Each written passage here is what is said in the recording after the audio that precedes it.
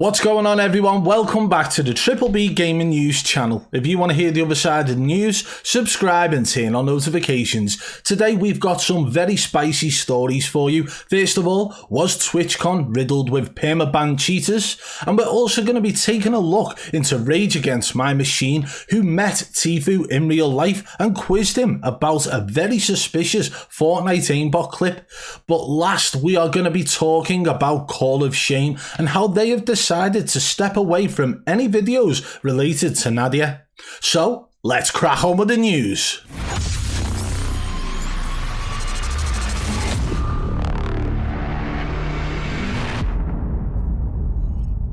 At the recent TwitchCon event, there have been a number of reports that people have bumped into and met some permaban cheaters. That's right, we have the likes of Wagnificent at the event, 5x5x was there, and multiple others.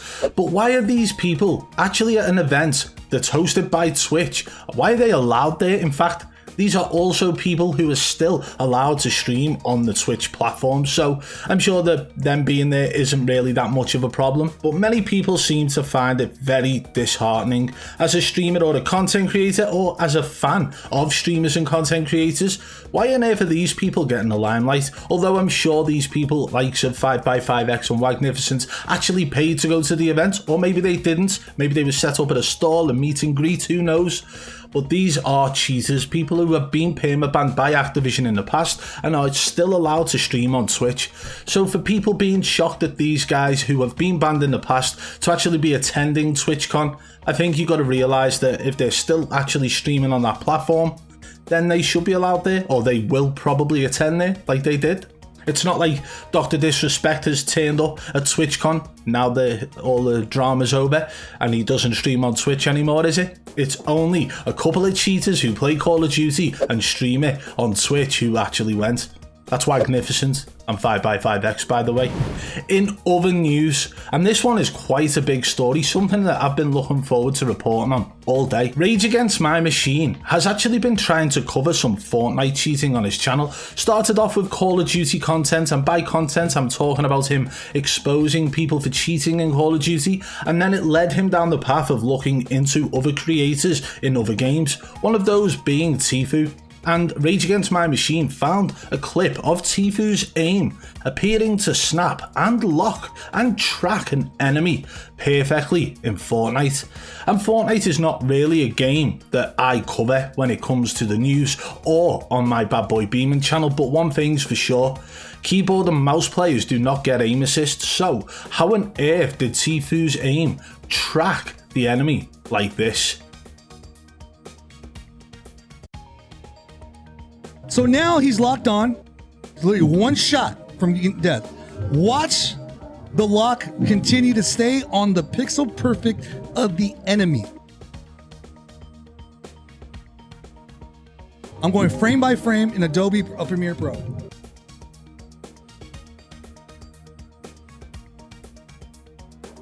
So Rage Against My Machine most definitely had the right to question that clip, and it would appear Tfue actually reacted and responded to Rage Against My Machine's video. But then Rage Against My Machine decided this is not enough, we are going to take this one step further, and they went and met Tfue in real life and actually confronted him about the clip, about that aimbot clip in Fortnite. I don't think Tfue was very impressed. Take a look at this now. Hey, but I want to ask, what do you think about the whole 3 million view TikTok?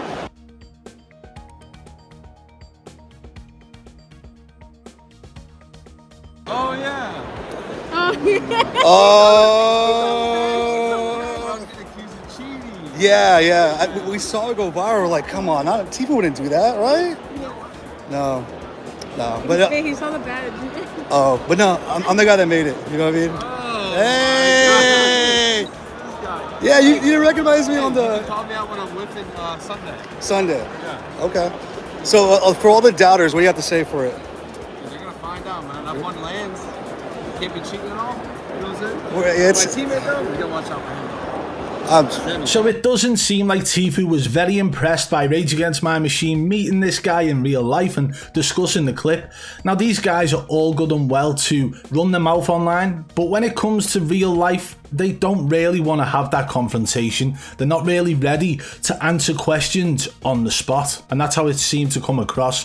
Tfue definitely didn't act as somebody who isn't guilty, and that aim itself, whether it be Fortnite or Warzone or Apex or any other game, the way that tracked the enemy on keyboard and mouse is definitely not normal. But I'll let you guys decide on that. Let me know your thoughts in the comments below on that one, because we are going to be heading into the final story of today. Now this is something that I'm really interested in, because Call of Shame have actually put out a statement on their community post on YouTube. I actually found this after heading there from this tweet here. As you can see from the tweet, it says, Call of Shame considered the NADIA Permma permanently banned on Call of Duty Warzone. We believe she is spoofing to avoid a link by Ricochet. We will no longer be covering the attention-driven permanently banned cheating streamer anymore. Read. They actually linked their community post on this tweet, which is what led me to this post now. Call of Shame considered the NADIA case now closed. Let me explain.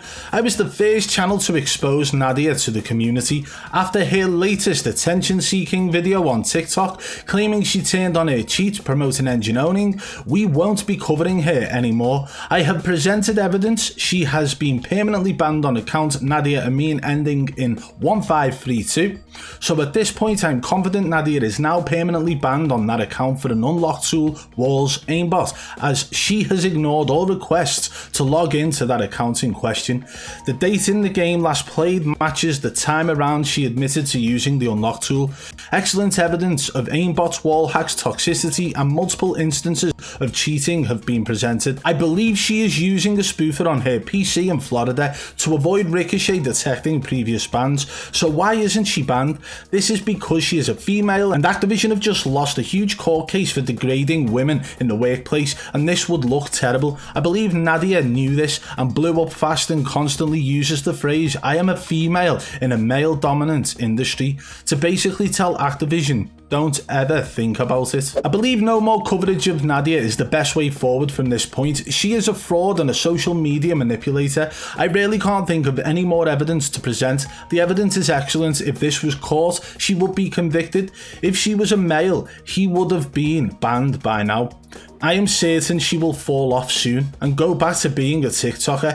Her YouTube views on her videos are terrible. She will never shake the cheating from her name. I will obviously cover her if she gets permabanned on her main account or involved in something serious, trolling and lying. I have seen an increase in channels creating NADIA content when she is clearly lying and they make out she has been caught just for views, which causes outsiders to not take this serious. Call of Shame wants no part in the NADIA nonsense anymore, as too many channels are putting out poor content and keeping her in the public eye when she is clearly trolling and lying, diluting the claims we make. From this point on, expect to see many more streamers exposed. I believe streamers are promoting her to keep me away from others who are cheating. I also have something in the works that will change everything. So it would appear they've put out a rather large statement. They've claimed they were the first ones to actually expose NADIA, when in reality there are a number of other channels who have never had any recognition from Call of Shame who actually reported on her first, and that was the likes of Tino RW, AOI, Codin 4K's mentioned it as well. Tapper's talked about it. There are multiple channels out there, and Call of Shame were not actually the first, but either way, they're stating at this point that they've compiled enough evidence and it's time to take their foot off the gas. I personally believe that everybody's entitled to put out the videos with their own opinion.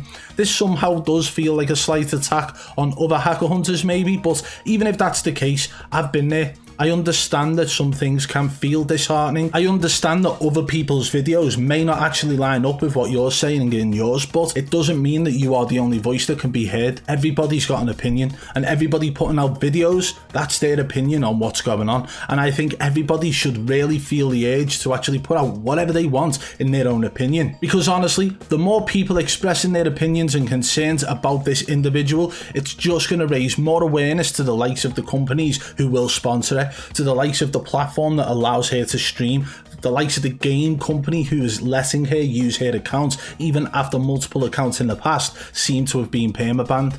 But if Call of Shame do want to step away from the limelight with Nadia, that is fine. There are multiple other creators out there who are currently covering her. Myself, Bad Boy Beeman, It's Happer, AOI, we've got Tino RW and many others. And if there are any others out there and you want to drop a comment below about videos you've made, feel free, because honestly, like I've said, all opinions count. And yes, some people may get dragged in by the trolling. Yes, there are thousands and thousands of TikTok videos out there which are covering moments of Nadia trolling and joking about cheating, but this is something I've tried to reiterate on the main channel, and that is that you've got to look at it like this. If they are deciding to joke and troll, they have got no fight left in them. Nadia Amin has actually put out videos where she states that Cronus and Walls are not cheating, but she is clearly trolling her community and no one else.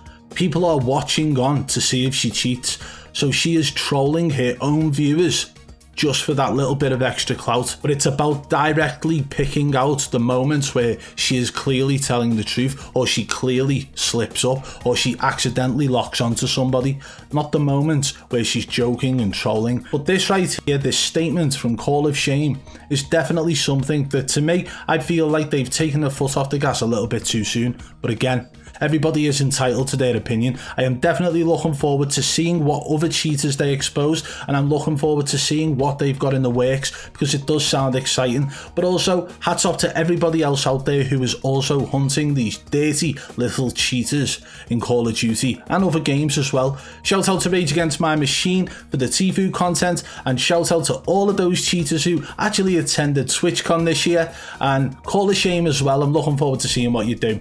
If you did enjoy the news here today, guys, make sure you hit that like button on the video, drop a comment below, let me know your thoughts on these stories, and if you're new, subscribe and turn on notifications. And if you want to stay up to date, guys, make sure you smash that notification bell, okay, and hit all. Triple B over and out.